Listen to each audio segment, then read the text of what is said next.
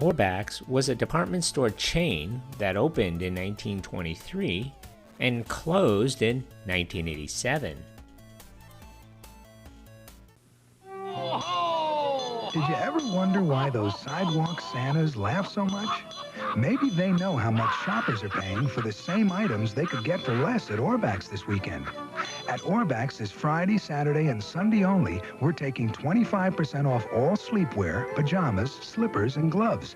25% off every sweater, every robe, every scarf and hat in every store.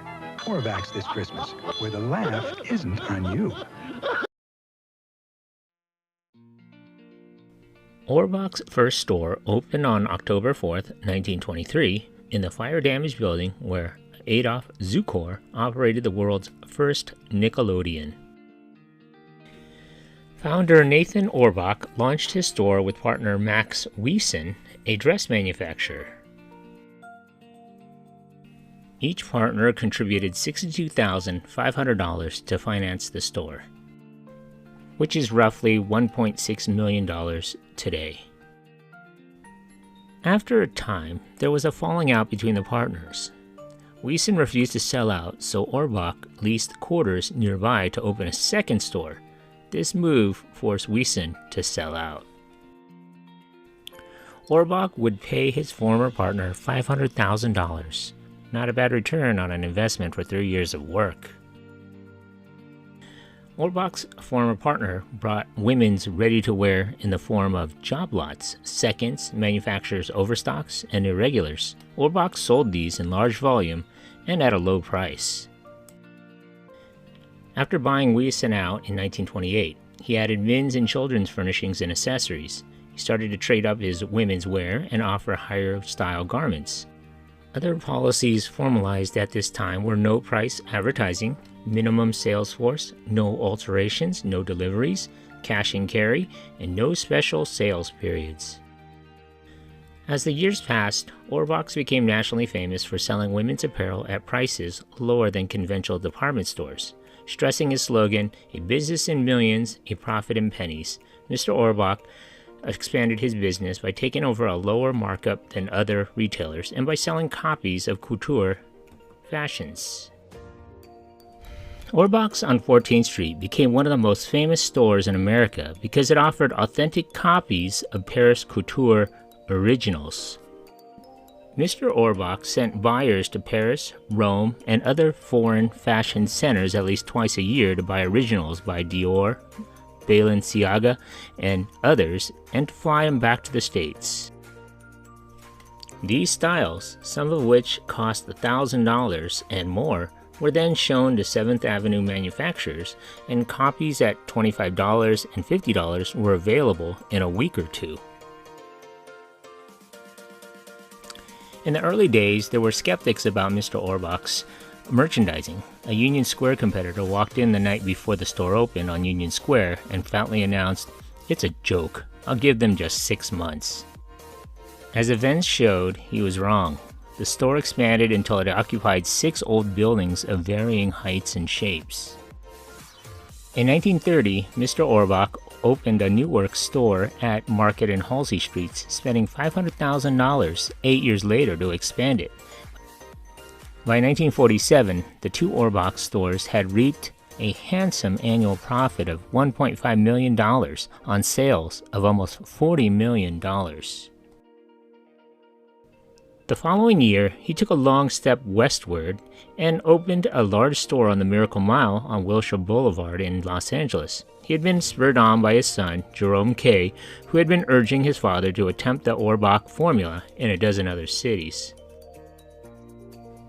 The West Coast store opened a few weeks before Christmas of 1948 in the same mold as the 2 other stores, but this time Mr. Ohrbach sparked the opening day with $1 cotton dresses, $3.95 for woolen dresses, and nylon hose for 97 cents a pair. 9 minutes after the doors opened, he had to close them again. About 20,000 shoppers had jammed the aisles and clogged the escalators. 2 hours later, Mr. Ohrbach was on the radio urging the public to stay away from Ohrbach's that day. To think nowadays he could have gone on social media and made that announcement in seconds. The Ohrbach formula, which ignored hard-hitting merchandise advertising, deliveries and charge accounts, seemed to be thriving. The less billing, the more cooing, Mr. Ohrbach said. The formula was to receive its biggest test in 1954. The long-established store on 34th Street in Manhattan, operated by James McCreary and Company, became available, and Mr. Ohrbach decided that the time was right for a move uptown. He spent $3 million renovating the building, which at 501,000 square feet was twice the area of his 14th Street store. On August 26 of that year, opened his new 34th Street store, closing the one on Union Square. The response was of Ohrbachian proportions.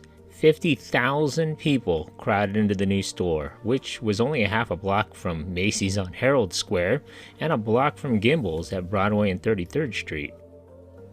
Some items sold out completely within hours. Competitors in the area turned out to watch, while 30 policemen and a platoon from Pinkertons tried to keep order.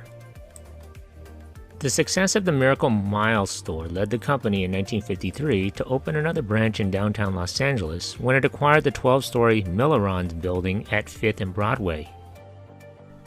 The success of this branch was short-lived, however. Ohrbach closed 5 floors as an economic move, but finally in 1959 closed the branch because of poor results. In the 1960s, additional branches were opened in La Mirada Mall, and in 1964, Panorama City Shopping Center. In 1965, the Miracle Mile store was relocated to the former Cebu department store at Wilshire and Fairfax. Ohrbach was an anchor at the Los Cerritos Center in Cerritos. In the mid-1970s, they opened another store in the Glendale Galleria in Glendale, California. In 1962, Netherlands-based Brenninkmeijer Company started buying into the firm.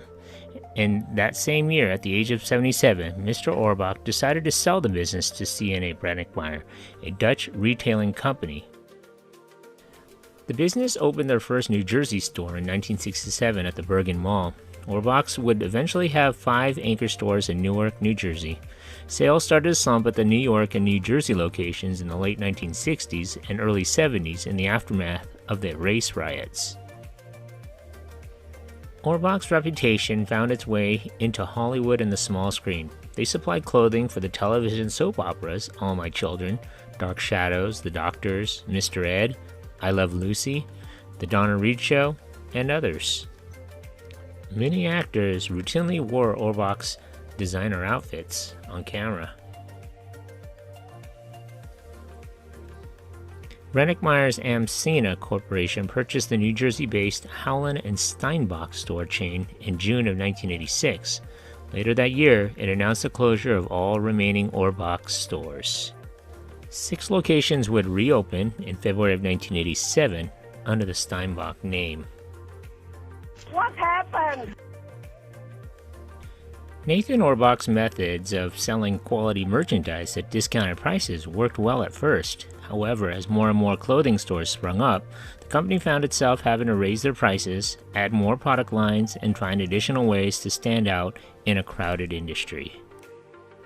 After his retirement, the Dutch Brenninkmeijer's company realized that it was becoming increasingly difficult to stay on top of current trends, undercut their opponents' prices, and still stay afloat. Another problem was the fact that top designers had their pick of department store franchises to sell their wares.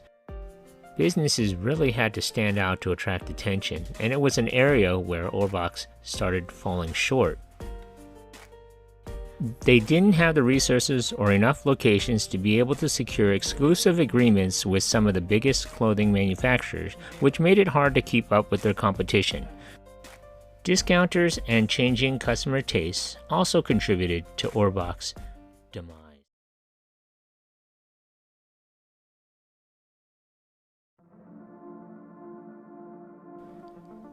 Thank you for watching.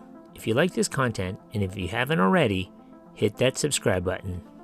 Thanks.